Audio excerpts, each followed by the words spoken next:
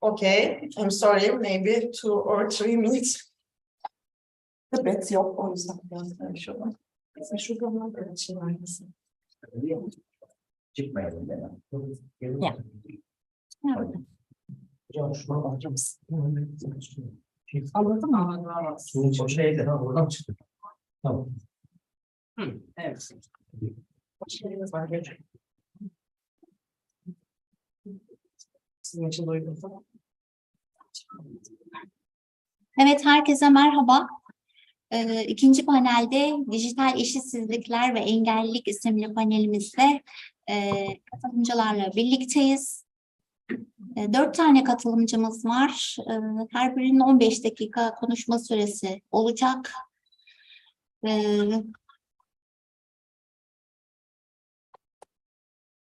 Ben katılımcılardan sunumlarına başlamadan önce kısaca kendilerini ve çalıştıkları alanı tanıtmalarını isteyeceğim.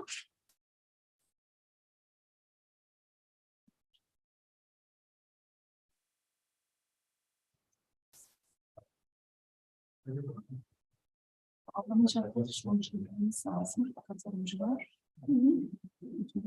Tamam, çevireceğiz.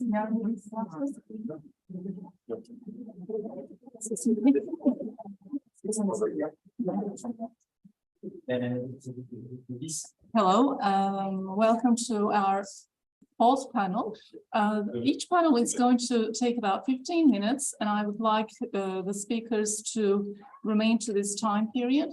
Before we start the panel, can the speakers introduce themselves with maybe a few sentences? We met Katie this morning, I know. Hello. Hello again.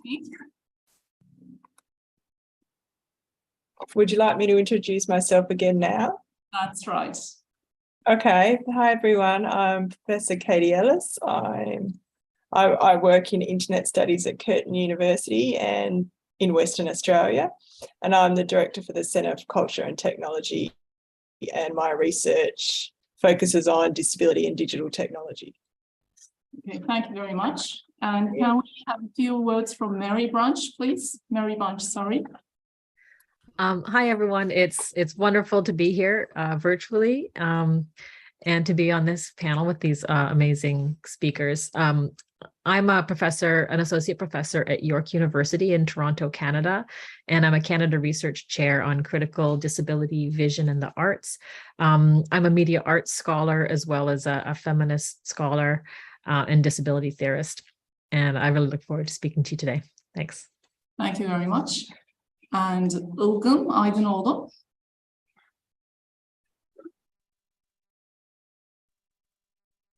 Merhaba.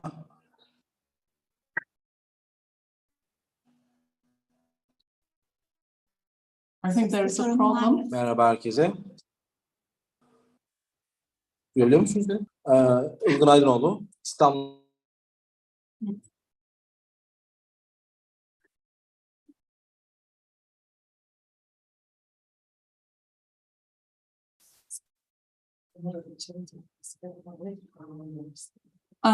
I'm afraid we can't hear Ilgın Aydınoğlu. Maybe Katie Ellis would like to start with her presentation.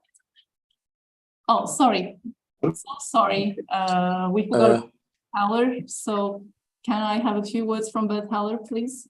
Hi, I'm Beth Haller, coming to you from Maryland in the United States. And I've been researching media and disability issues for 30 plus years. And I've retired recently from Towson University in Maryland. And I'm also the co-director of the Global Alliance for Disability in Media and Entertainment. Thank you very much. Thank you very much. Thank you. Ilgın hocam Türkçe konuşabilir mi? Yani ulaşabiliyor muyuz ona? Ses problemi vardı biraz önce. Telefonu var mı? Telefonu. Okay, we can start with Katie Ellis. Okay, I'm just going to try and share my screen, and it'd be great if someone could let me know if it all is sharing fine. How's that? Can you see a screen that says access on demand? Okay, all right. So I'm going to pick up some of the ideas that I briefly introduced in the keynote this morning, focusing in particular on the research that I was talking about in relation to disability and video on demand. And what I want to talk about in my presentation today is policy, and in particular the influence policies has had on the accessibility of video on demand. And I'll talk a bit about how the Australian government has tried to get out of introducing any kind of policy and instead make claims that technological innovation should be enough to provide for accessibility. So again, this slide that I Katie, your showed. PowerPoint isn't showing. Your PowerPoint isn't showing. No, it's showing some kind of compressed folder tool. Sorry. All right. Sorry about this, everyone. I'll stop sharing and try again. I seem to have lost it. Okay.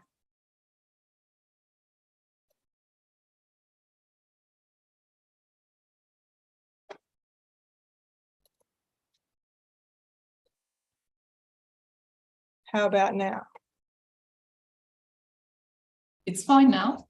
Fine now? We on the table? Yeah. Okay. So this is the table that I showed this morning that lists a number of different accessibility features that we could put on television to make sure that people with disabilities can actually access audiovisual content in a different way. So as I said this morning, most of my work lately focuses on audio description, which is a track of narration that describes what you see on the screen so that people who are blind or have low vision can access the television. Or I'm also looking into captions, which is the presentation of audio as audiovisual content as text on the bottom of the screen. And I have a number of other accessibility features there that are lesser known. But for the purposes of the context in Australia and this discussion, we're mainly talking about audio description and captioning. So for this study, which I first conducted in 2015 and then repeated in 2020, 2021, we had 4 aims in relation to looking at the accessibility of video on demand. The first one was to find out what Australians with disabilities really wanted from video on demand and to look into how they were currently using it. Were people accessing video on demand with accessibility features, or were they accessing them without accessibility features, which was largely the case when we first began this kind of research back in 2015. We also wanted to look into what kind of accessibility features would most benefit people with disabilities, and were there some accessibility features that we hadn't even thought about yet that people in Australia were really keen to start accessing through video on demand. We wanted to look at the existing legislation around making this kind of content accessible to people with disabilities, compare that to what was happening internationally in relation to World Wide Web Consortium recommendations and other policies like that. And we also wanted to compare what was actually going on internationally around the accessibility of other international video on demand platforms. So today I just want to focus on the policy findings. And so in 2015, what we found was there were a number of policies and legislations around making broadcast television accessible to people with disabilities, but there was nothing really in relation to video on demand. It was a new technology coming into the country, so there was nothing there yet. And the type of policies that we were dealing with really only focused on making captioning available. There was no legislation in the country that focused on audio description or any other type of accessibility for people with disabilities to access television in a different way. What we found was that some of the individual video on demand providers had their own accessibility policies that maybe spoke to the intent of the official legislation around broadcast television, or they went off on their own particular tangent about what accessible television and video on demand would mean for people with disabilities, particularly people who required captions and audio description. And we also started to wonder if international policies, so legislation and policies internationally in particular, we focused on the US and their 21st Century Communications and Accessibility Act, and wondered if this kind of legislation that required accessibility in the US context could then have an impact on us here in Australia in the absence of our own policies and legislation. And also around the time I was doing a lot of policy discussion with legislators and politicians, free-to-air broadcasters in the country, and they really didn't believe this was their responsibility. They thought that accessibility was a social justice issue, and it was something that was government responsibility. It wasn't something that broadcasters should be thinking about themselves. And so when we updated this research a couple of years ago, we found that there was a lot more video on demand providers coming into Australia. So we had Netflix, Amazon Prime, Disney Plus, Stan is an Australian one, and we also had this is a graph of all the different platforms we were able to research a couple of years ago, whereas in 2015 we really only had 4 platforms, and at the time they were brand new to Australia. They were coming in for the first time. So what we saw, 7 years later, is that video on demand was increasing and improving, and we were getting a lot more accessibility features. So people again were focusing on captions as the most desired accessibility features. But as I said this morning, audio description was coming in as something Australians with disabilities were requiring on their video on demand because of other things happening at the country at the time, that we were getting some more audio description on these types of platforms. So our policy findings for the 2020 research was, we found that there was no progress in terms of official legislation, official policy. Still, the Broadcasting Services Act hasn't been changed to include audio description. It still only refers to captioning. And what the broadcasting industry is arguing in Australia now is we don't need legislation, because people, these companies will just innovate, and through this innovation and through recognising that they'll be able to attract more customers and greater audiences, perhaps through audio description, then they will naturally start introducing audio description. But what is actually happening in reality in Australia is the government did fund the public broadcasters to introduce audio description on their broadcast channels, and now they have been encouraged by consumers to start thinking about introducing this on video on demand. But still, this is only two of the free-to-air channels here who are offering audio description. None of the other commercial stations are doing this. So still, we're seeing, in the absence of legislation, there is no further movement on this, despite claims from the industry that if you don't legislate, just naturally accessibility will come into play. This has not happened. In Australia, we are finding still that the specific video on demand platforms, so Netflix, Stan, Amazon, Disney, they have their own accessibility policies. And often what we've found is that it is through legislation in other countries, such as the US, that these different platforms are introducing these accessibility policies, and then consumers in Australia are benefiting from those accessibility policies and not from anything that's specifically happening in the country.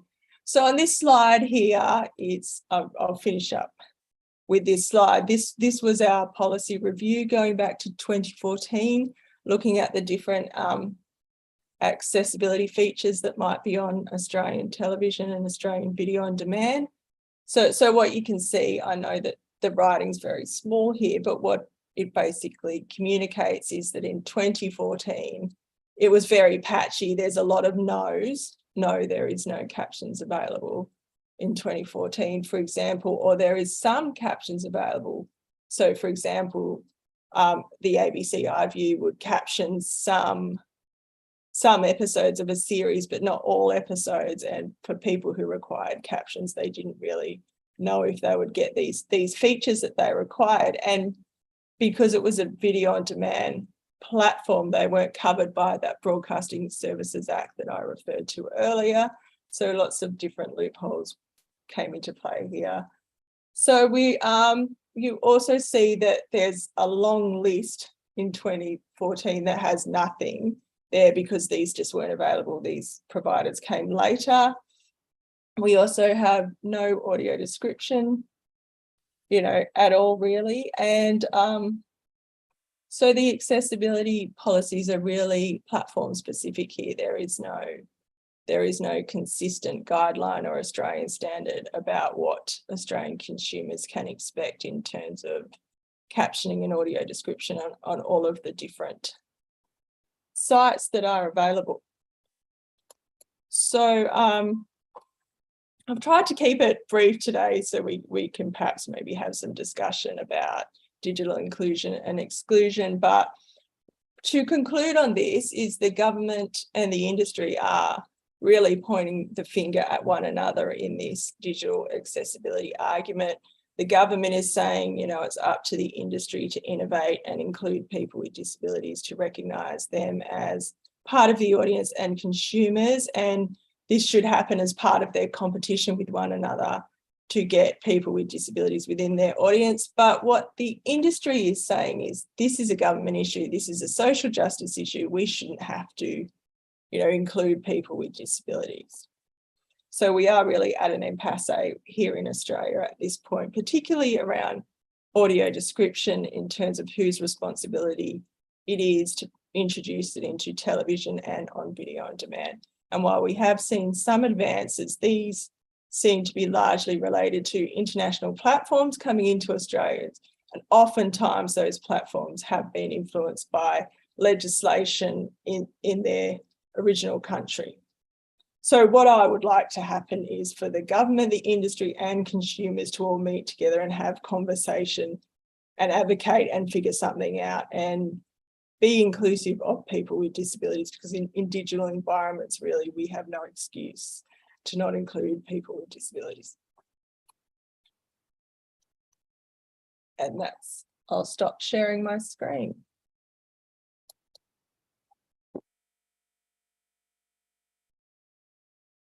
Okay, Alice. Thank you. Thank you very much for your presentation. And our speaker is Beth Haller. You have 15 minutes.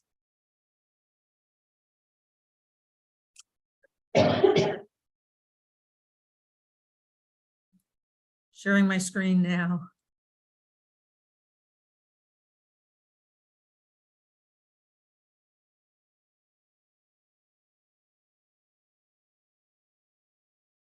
Okay, everybody see the slides okay? Thumbs up. So I want to talk a little about something that I think is positive going on. So I decided to focus on digital equality that's kind of happening from the disability community in the form of podcasters and YouTubers and people who do vlogs, which is a web video blog, like on YouTube. So now we usually just call them YouTubers. And there's my contact information. Please feel free to email me with any questions or comments in the future, now, whenever, and go visit the website for Gadim.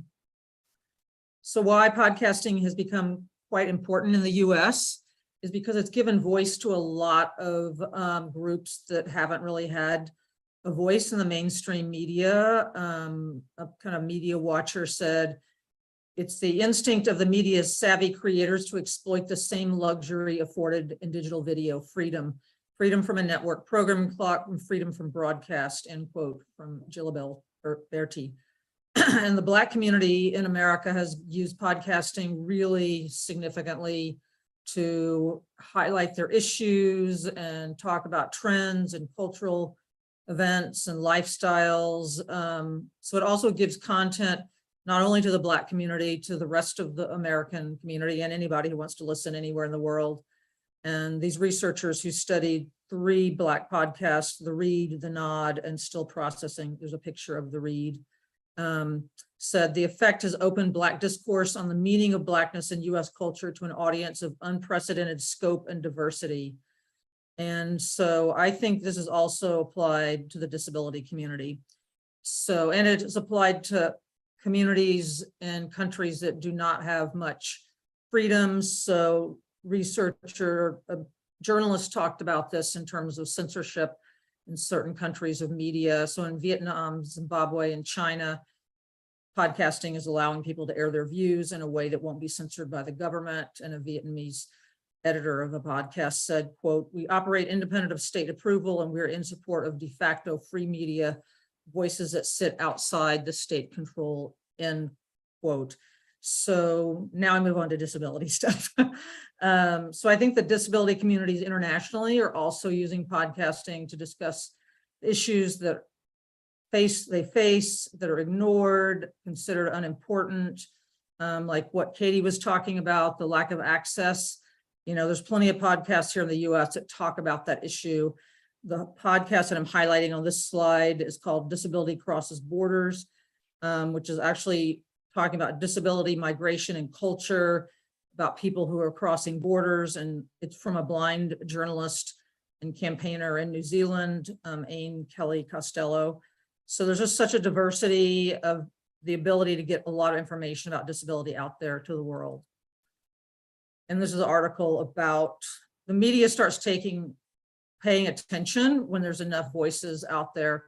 So the online media has covered some of the disability podcasting going on. This was an article called "Podcasting with a Purpose: How Technology is Amplifying Voices of the Disabled Community." So this is disabled writer Andrew Pulrang, who writes a column and articles for Forbes magazine online. I highly recommend his coverage. He publishes a couple of articles a month, and it's always about disability topics. And so he makes a great point about disabled podcasters are important, not just for the podcasters, but also for the disabled listeners.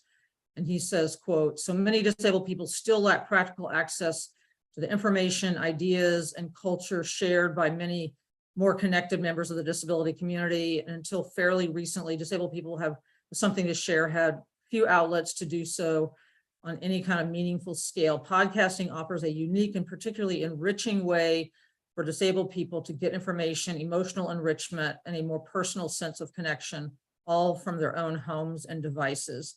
He's also the co-founder of a hashtag called #CryptTheVote, which I highly recommend on Twitter, that talks about voting access for and political participation of disabled people. So these are just a few more examples of disabled podcasts around the world, in the UK, Canada, New Zealand, and then there's an international one in Europe called From Inclusion Europe Radio that talks about inclusive issues in Europe. So what is podcasting? And so based on the research that I've been looking at and am doing, it's a form of public pedagogy. And the researchers who did the research on the podcast from Black Americans have applied Giroux's concept of public pedagogy by explaining that these podcasts are educational tools for all the communities that are producing them, and then for the audiences that are getting the information. And Giroux states that this kind of public pedagogy is a way that we can kind of leverage new media and the digital world to really get messages out that are kind of ignored. And he states, quote, "For the liberatory possibilities of the next generation of media technologies become significant is in the efforts of individuals, groups, and institutions to deploy the pedagogical potential of the new media in constructing new knowledge, including new voices in the conversation, forging alliances across national boundaries, protecting those public spheres," end quote. So very important, I think, that we now have this way through podcasting and YouTubing to get the voices of the disability community out there. A grad student whose committee I was on a long time ago did this fantastic thesis in Toronto about the vlogs of disabled teen girls. And so this was very early on, before people were even called YouTubers.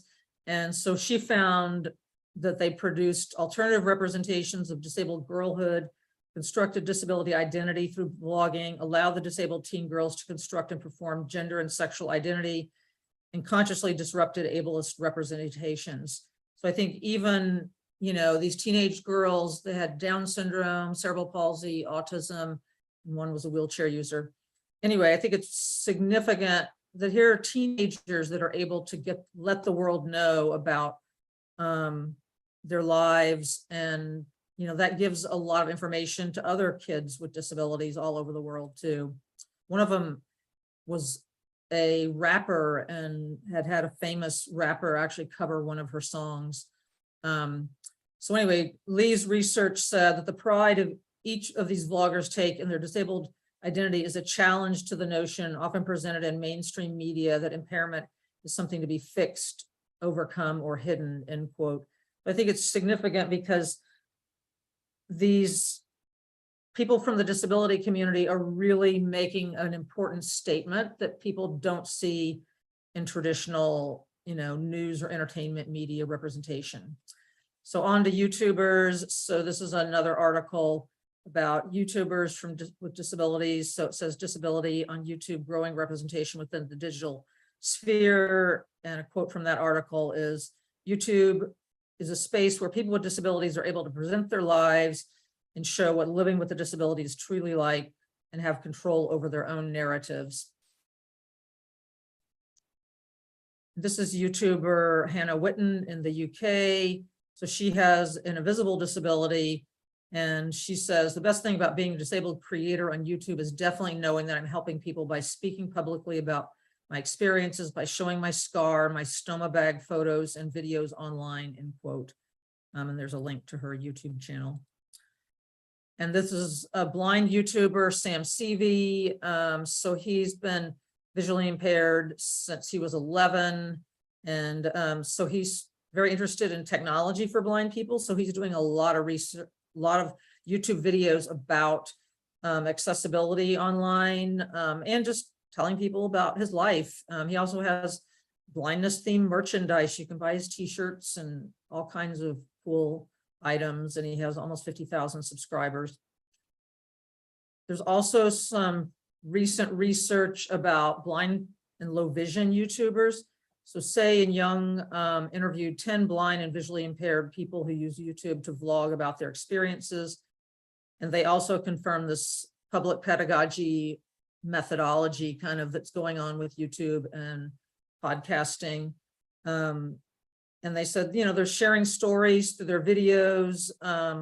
They're learning tips. People that watch it are learning about accessibility tips. Their findings revealed that blind and visually impaired people are creating, editing, uploading, sharing, and watching videos on YouTube just as sighted people do. Their research also discusses the ongoing accessibility issues that blind and visually impaired vloggers face, and suggested that designers do a lot more, because people, I think, who are sighted just think, oh, blind people aren't using YouTube. Yes, they're using YouTube a lot. And there's lots and lots of blind people out there using all the digital technology tools to create content. So my conclusion is, it's clear that disabled podcasters and YouTubers are part of these digital media as form of public pedagogy. Disabled people's perspectives are broadening these newer forms of media to become powerful educational tools for both people with and without disability. Their content is equal to all others. And I believe it's even more potent content because there's so much lack of information historically about the worldwide disability community in most countries' mass media. Last slide is just my references. So email me if you want my PowerPoint or the references, whatever you need, let me know. Thank you much. Taylor, thank you for your interesting speech. And our next speaker is Mary Bunch. You have 15 minutes. Okay, great. I'm going to share my PowerPoint as well.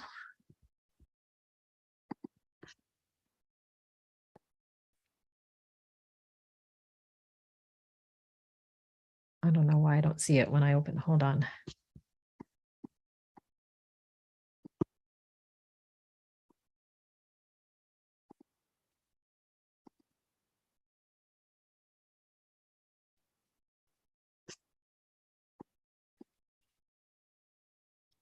You'd think we'd all be so good at this by now that we'd always be able to find our PowerPoints.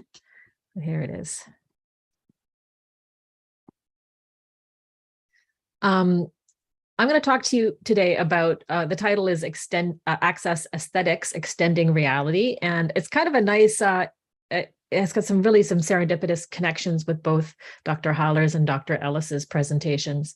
I'm talking about digital media arts and a kind of politics of aesthetics in the realm of virtual reality specifically. I have a bit of a clip to show, but I'm going to see how my time goes, and I might just I'll play it at the end, or I might just put the link in the chat for people to view it in their own time. I don my headset and the room around me disappears as the sound of an audio cassette clicks on. A crackling, whirring recording begins, and a man's voice says, "A note on the acoustic nature of space." I'm in a dark landscape surrounded by sound in all directions. The footsteps of people walking past me down the path, children playing in the distance, ducks, paddles dipping in water, birds sweep past so close to me that I duck. Each sound animates the visual field, fleeting objects outlined in shimmering blue light. This is the world of Middleton and Spinney's 2016 VR work, Notes on Blindness, Into the Darkness, based on reflections recorded by theologian John Hall during the onset of his blindness in the 1980s. Hall's narration evokes the haunting beauty of his perceptual world as the prominent soundscape arouses new perceptual awareness in audiences. Some critics have lauded the work's capacity to inspire empathy with blind people, but this work, for me, does something more. It reorders the senses, disrupts normative understandings of disability, and turns the tables on disability access. Indeed, the exquisitely designed binaural soundtrack is so immersive that as a sighted viewer, the drawings in shimmering blue light seem to be there to accommodate my dependence on sight, leaving my presumptions about the distinctions between ability and disability unsettled.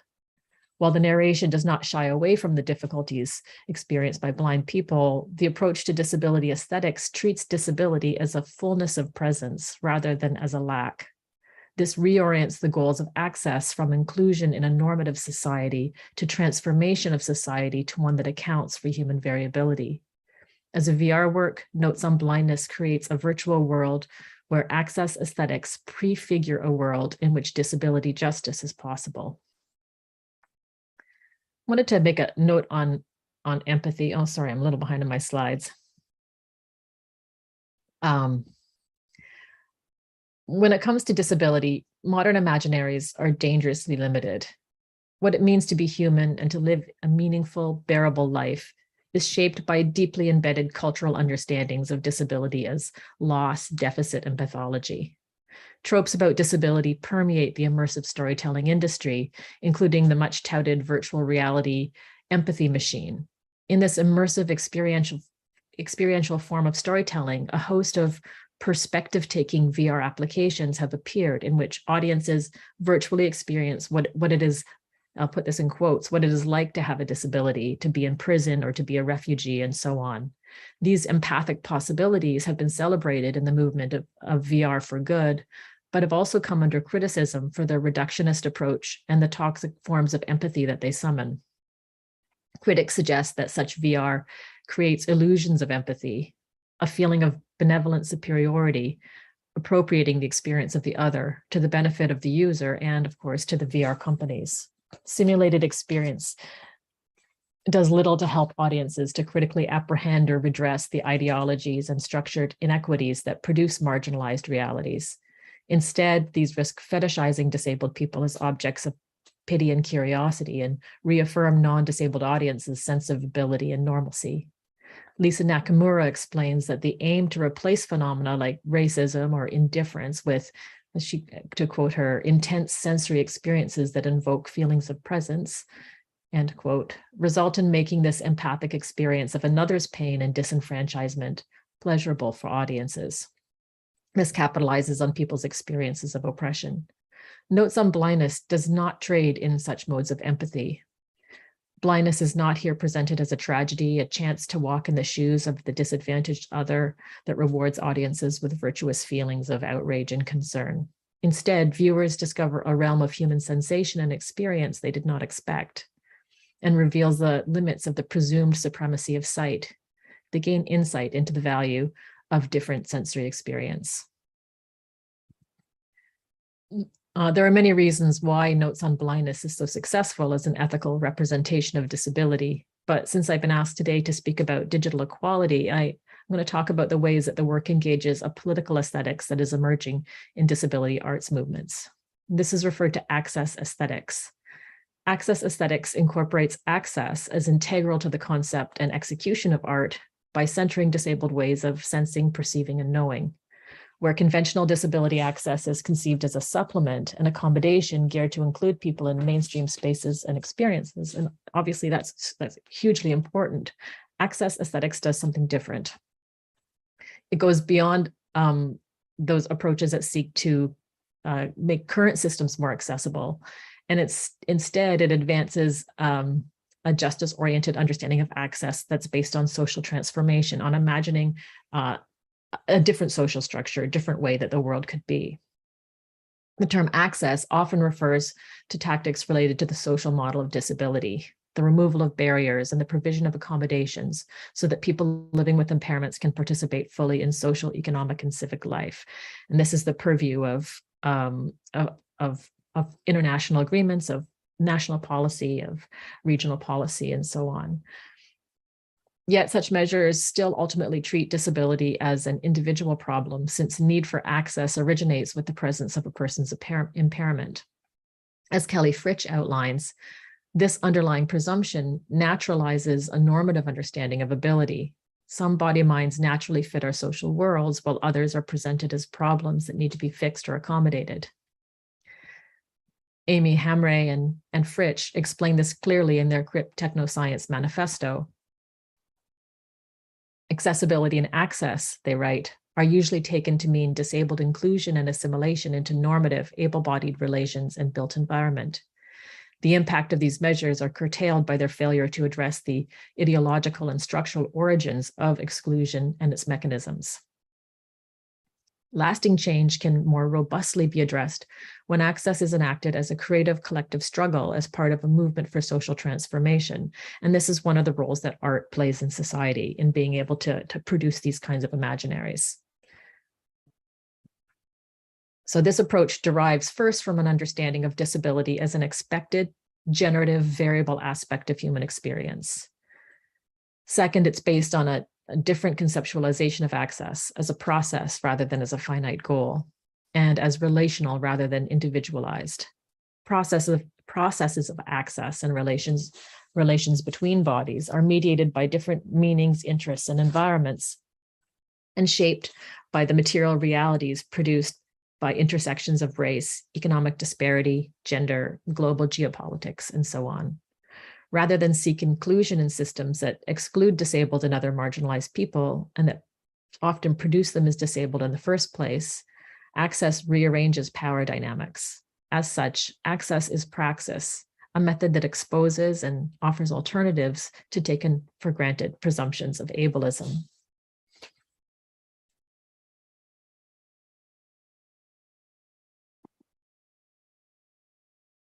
Access aesthetics is the manifestation of this politics of access in the arts.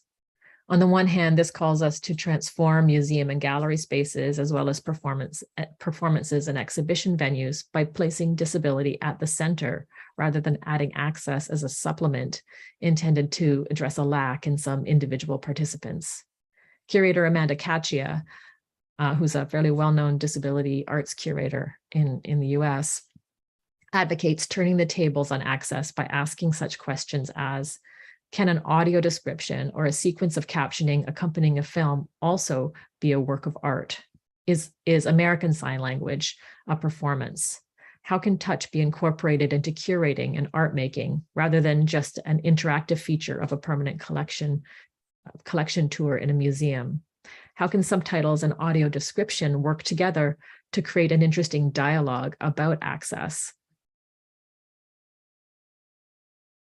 the results are not merely accessible productions and exhibitions, but ones that reimagine the world as holistically, fundamentally accessible by not presuming a universal normative audience or creator, but rather a world filled with people with various ways of sensing and of being. And this is an image from a play called Blasted that uses access aesthetics. I can talk more about that in the discussion later. So it doesn't just include people who are excluded, it creates better, more dynamic and socially transformative art. This politics of transformation also connects access aesthetics to movements for coalitional, sustainable, multi-issue movement for disability justice that is firmly entrenched in collective liberation. Access is not added as a footnote nor created via universal one-size-fits-all template. Instead, access is a collective responsibility to be responsive to different shifting needs through its creative processes. It is a form of world making, creating the world that its communities desire.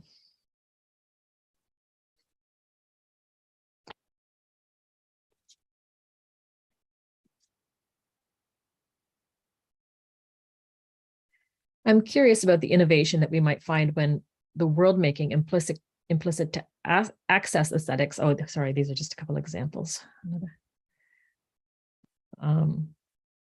This is from a video game called Moss. The character is a sign language using mouse. I'm curious about what innovations we might find when world making implicit to access aesthetics is put in conversation with media arts world making, in which immersion and presence is interactive, embodied, and encompassing. Note Some Blindness is its own world, guided by Hall's linear narration, structured by the artist's imagination, coding, and design, incorporating movement tracking, spatialized sound, animation, and controller interactions. To view it is to be there, interacting in this alternative perceptual space in your own body. With each chapter, the world and its affordances shift. From the first scene, the sense of being there is enhanced by the exquisitely designed binaural soundtrack. Binaural sound uses 2 microphones so that you kind of create a 3D landscape. So when you're in the space, you can hear sound coming from all directions through, like, separately through both of your ears.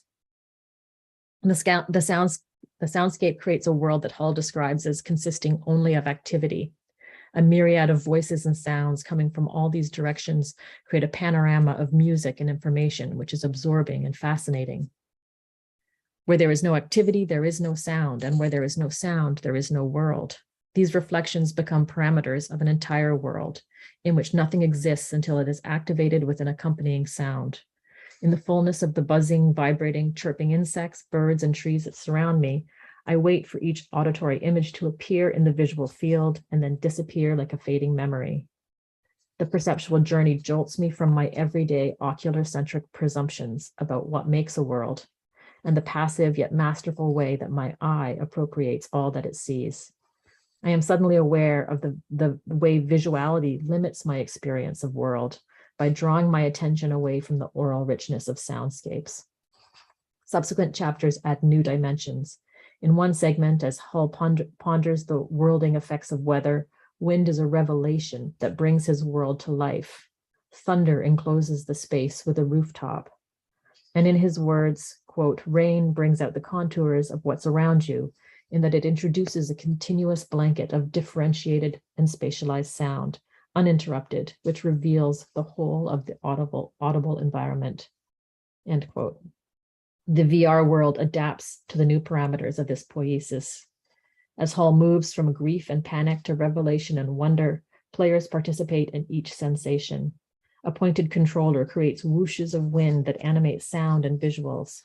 Eye tracking reveals auditory and visual images of household objects made perceptible in a world where it rains inside the house. With respect to the world-making capacity of rain, Hall says, this is an experience of beauty. Instead of being isolated, cut off, preoccupied internally, you are presented with the world. You are related to the world. You are addressed by the world. Why should this experience strike one as being beautiful? Cognition is beautiful. It is beautiful to know. This is only a short snapshot, but what I'm getting at is that the poetic and creative forms of world making are not mere fictions of simulated worlds. They are real worlds unto themselves, and they reach out to create and transform our material world, extending our reality. And this is one of the functions that access aesthetics can have. And again, just to be clear, access aesthetics is not access in the way that we normally conceive of it. It is access as an art form. So it's access that's integrated with the art itself, that's part of the art. This is true of all cultural work, which by addressing a public or counter-public participates in reaffirming or transforming the social imaginaries that determine what is conceived of as real or as possible in a given society. Herein lies the implicit politics of access aesthetics in Notes on Blindness. And that's the end of my thought. Thank you.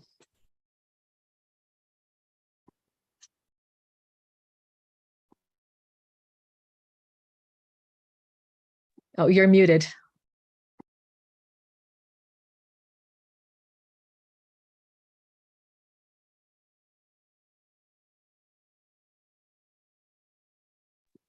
Sorry, we still can't hear you. Oh, sorry. Thank you for your informative and interesting presentation. And the last speaker is Ilgın Aydınoğlu.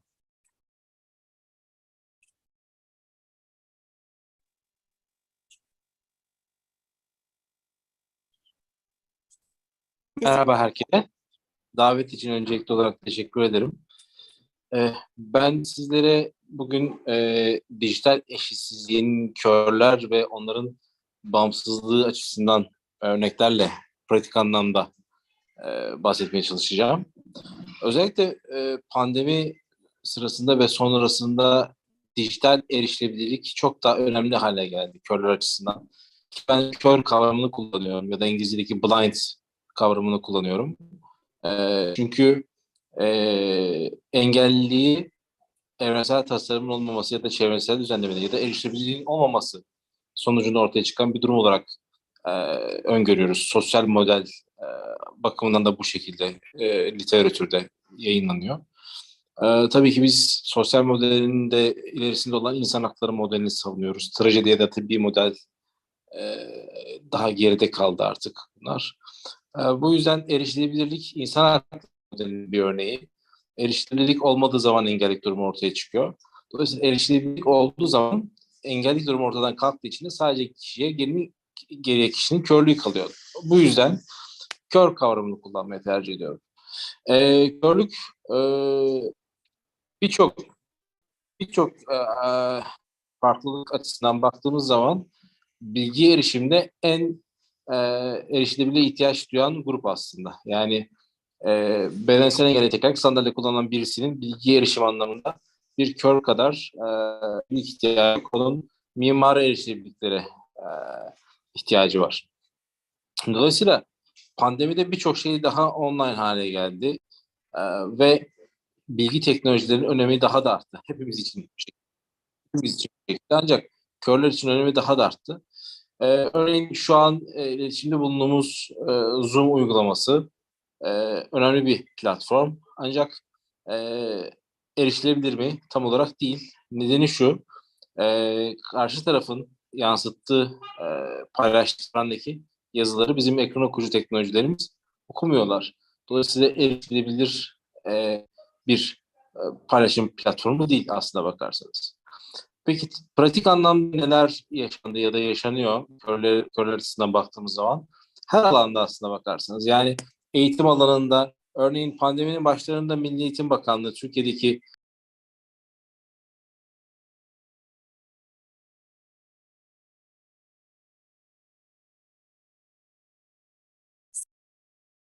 Sanıyorum.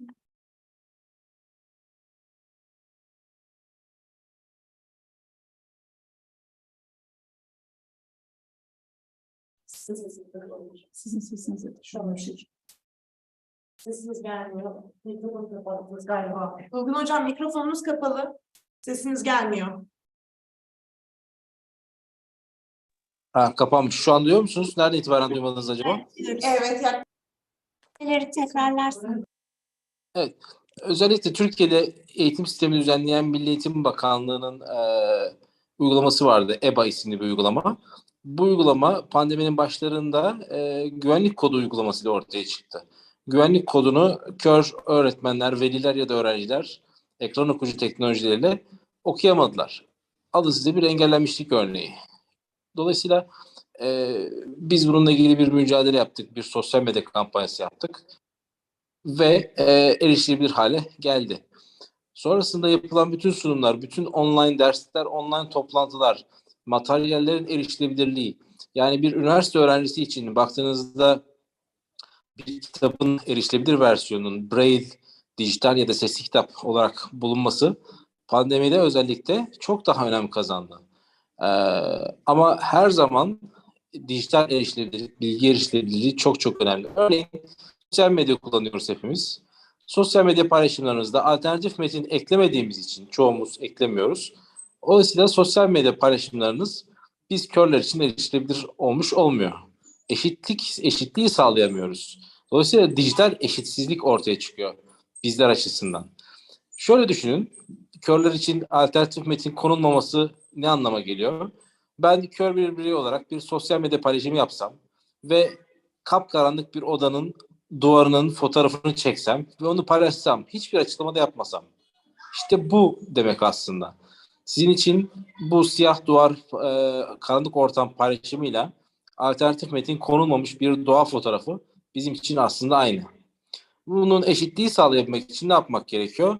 Belli kurallar çerçevesinde betimlemelerini ve alternatif metinleri oluşturarak bunu paylaşmamız gerekiyor. Bu bütün sosyal medya alanlarında mevcut ve kolaylıkla yerleştirilebiliyor. Bu yerleştirilen alternatif metin ise ekran okuyucu teknolojiler tarafından okunurken görenler tarafından okunamıyor. Dolayısıyla eşitliği sağlamış oluyoruz. Üniversite okuyan kişiler için de özellikle bilgi erişimi çok çok önemli. Kitaplarının dijital hallerinin bulunması ki Marrakeş Anlaşması uluslararası bir anlaşma ve dünyada birçok ülkede yürürlüğe girdi. Türkiye'de de yürürlüğe girdi. Çok çok önemli bilginin paylaşım açısından.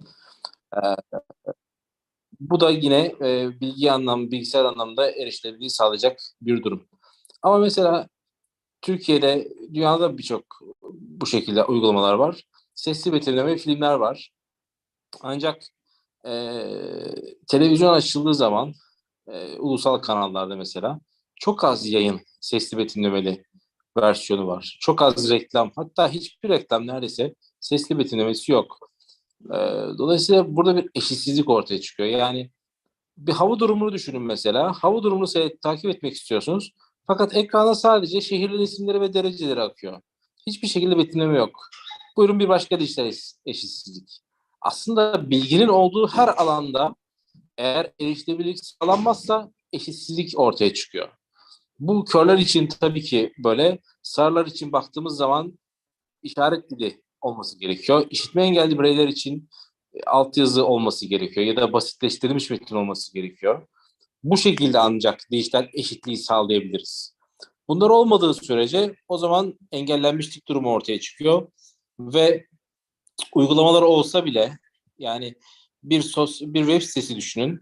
Web sitesi uygun şekilde dizayn edilmiş olsa mesela ekran okuyucuda ben onu tek başıma geçsem, bir oradaki görsellere alternatif metin eklenmiş olsa, fotoğraf formatında programlar paylaşılmamış olsa mesela gibi, e, ya da oradaki bulunan videolara betimleme ve işaretiyle altyazı eklenmiş olsa, o zaman dijital eşitlik sağlanmış olacak.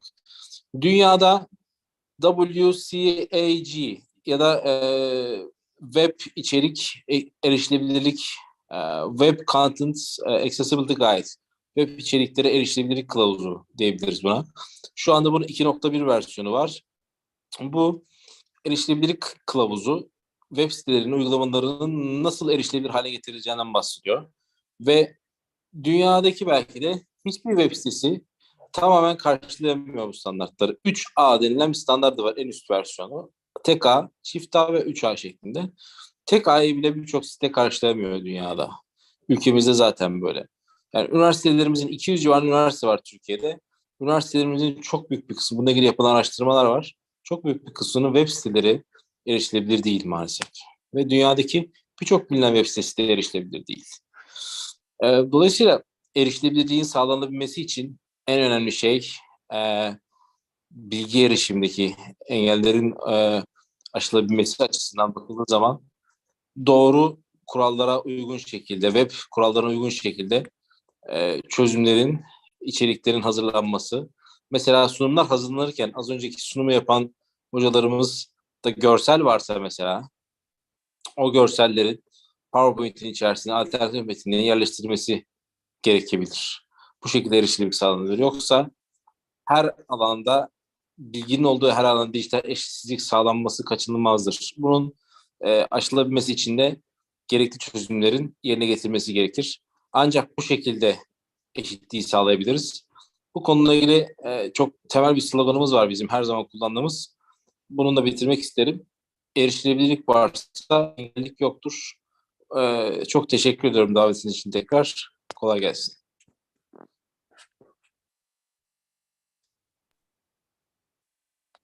Biz teşekkür ediyoruz. Böylece panelin sonuna geldik. Soru alacak mıyız? Benim sonra da gelen soru. Yine oldu. Çok ilginç. İlk defa alternatif diye bir şey. There's one question from here. Well, I can also speak. All right. So it's the first time I hear about this alternative text. So how can I add the alternative text for line to my messages? Soruyu bana sordular galiba ama tam sonu duyamadım ben. Türkçe sorayım hocam. Yok, ses az geldi. Şu anda nasıl? Evet, şu Geliyor an mu daha iyi. sesim? Evet. Alternatif metini ilk defa duyuyorum. Ben iletişim hocası değilim. Siyasal bilgilerin hocasıyım. İktisat bölümündeyim ama çeşitli WhatsApp gruplarım, şeylerim var. Kendi yönettiğim gruplar da var. Bu alternatif metini WhatsApp'a, işte Telegram'a, başka ortamlara nasıl ekleyebilirim? Nasıl ekleyeceğim bilmiyorum. Yardımcı olur musunuz? Teşekkür ederim. Tabii WhatsApp ve Telegram için böyle bir şey yok. Sadece bir görsel paylaşıyorsanız WhatsApp'ta. Örneğin bana bir afiş gönderdiniz.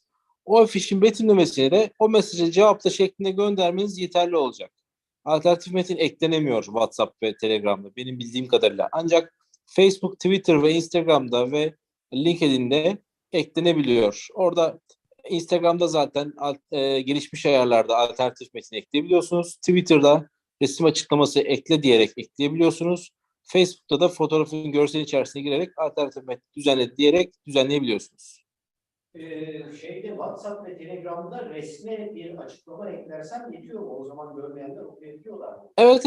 Ekran okuyucu teknolojisi her türlü yazı okur hocam. Harika. Çok teşekkür ederim. Rica ederim. Teşekkürler tekrar. İyi akşamlar.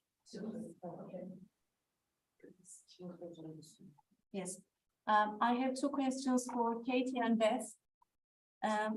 Thanks all for your presentations.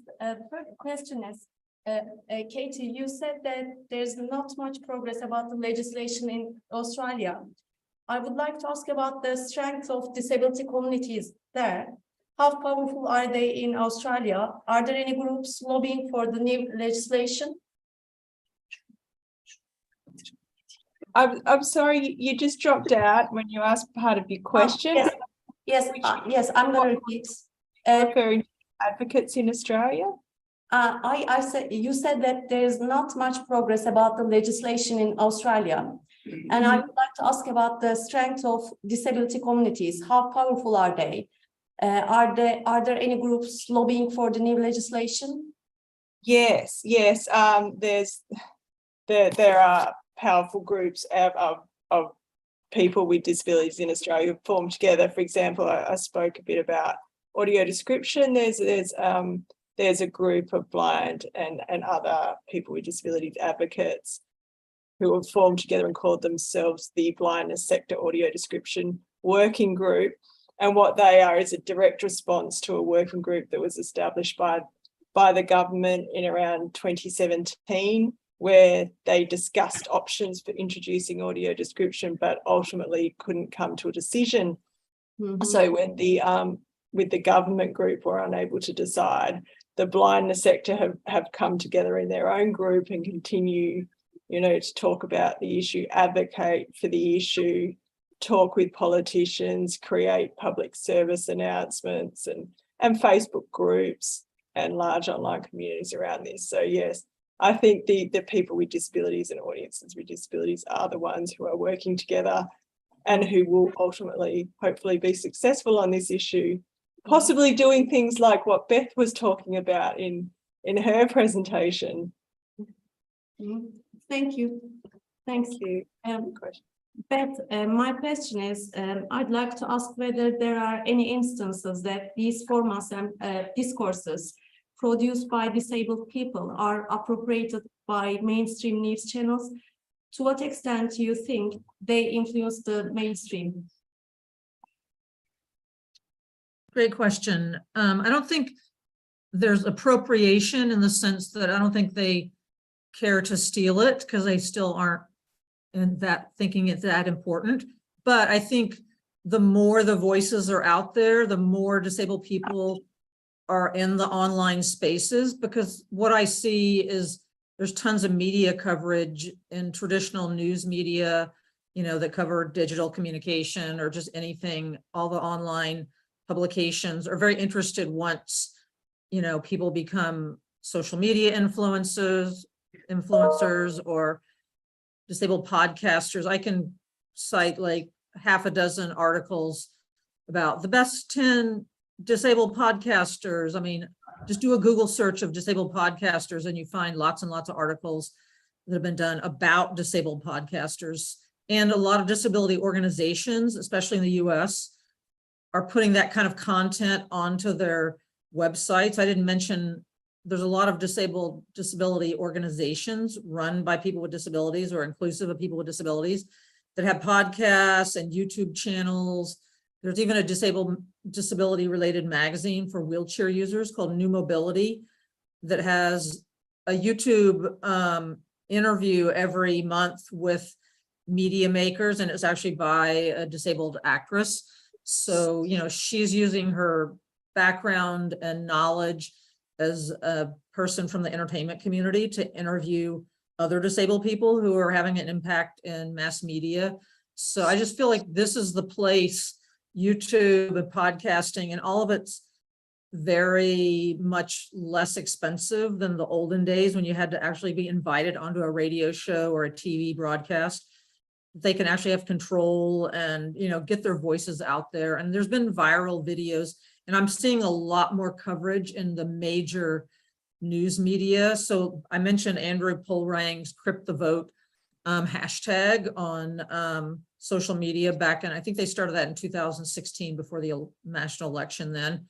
You know, the Washington Post, the New York Times, you know, the major news media, you know, not just traditional news media, but the kind of still major legacy voices in mainstream news media are doing stories about what's going on with the disability community. And traditional news makers and traditional journalists are much less. So there's actually a space now, even in traditional news media, where disabled people are able to shoot their own video and get them on CNN and on, you know, like the platforms of traditional media, and they're being interviewed, they're doing freelance articles. So it's amazing because I've been doing this a long time, and to finally see people with disabilities, authentic voices getting in to mainstream media. And I think that's a big outgrowth of them taking control of the media themselves and being podcasters and writers and YouTubers.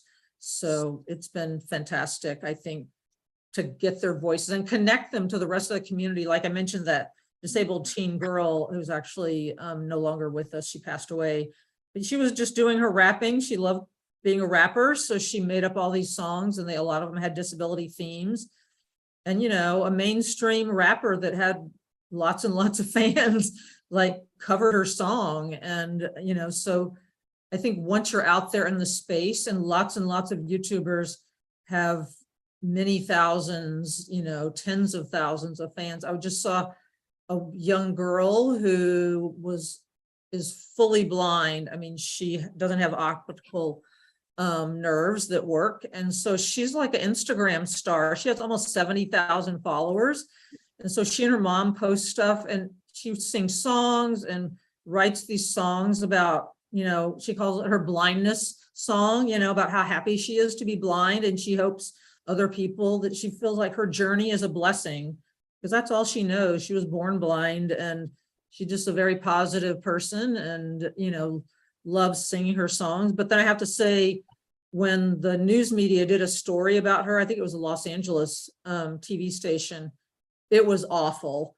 I mean, it was very much kind of all the themes were only about inspiring. When they let her talk, when they let her mom talk, they really got it. And I would just rather have her, I went to her Instagram page and just watched her videos, because that's, to me, a much better representation of her than what the news media was doing. And she and her mom are presenting a really, her name is Savannah, I'm blanking on her last name, but I can send people the link to her Instagram. If you just Google a blind girl who has a blindness song, I think you'll find her.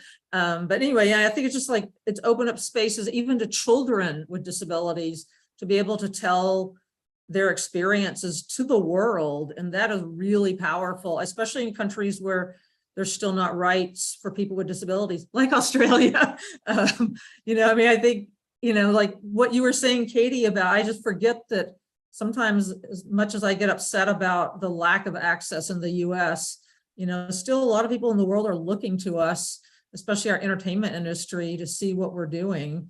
And, you know, companies like Amazon Prime and Netflix and stuff like that are making it, you know, I don't think we talked about it, but, you know, Netflix has audio description because the blindness community said, why are you premiering a series about a blind superhero with no audio description? So we can't enjoy this series about a blind superhero. And within several weeks, they'd committed to putting audio description on all of their new content. And that came from the blindness community protesting online. And so, you know, I think, and then that pressures other streaming services. Well, why is the blind person going to watch something else if it's not accessible? I know that streaming service for our NBC network called Peacock TV is actually, their accessibility person in charge is a disabled guy.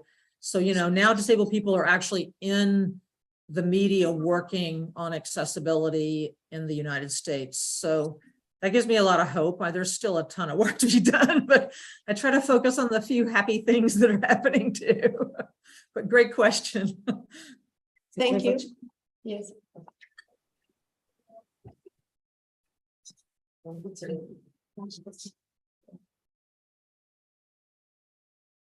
And now, as the end of this panel, I would like to say thanks again to the speakers for their informative and interesting presentation, and to the audience. Goodbye. Thank you. Thanks so much. Thanks, everybody. Appreciate it. Mary, I'm going to email you a question about access. All right. Aesthetics. Okay. Thank you all. Take care. Bye, everyone. Bye.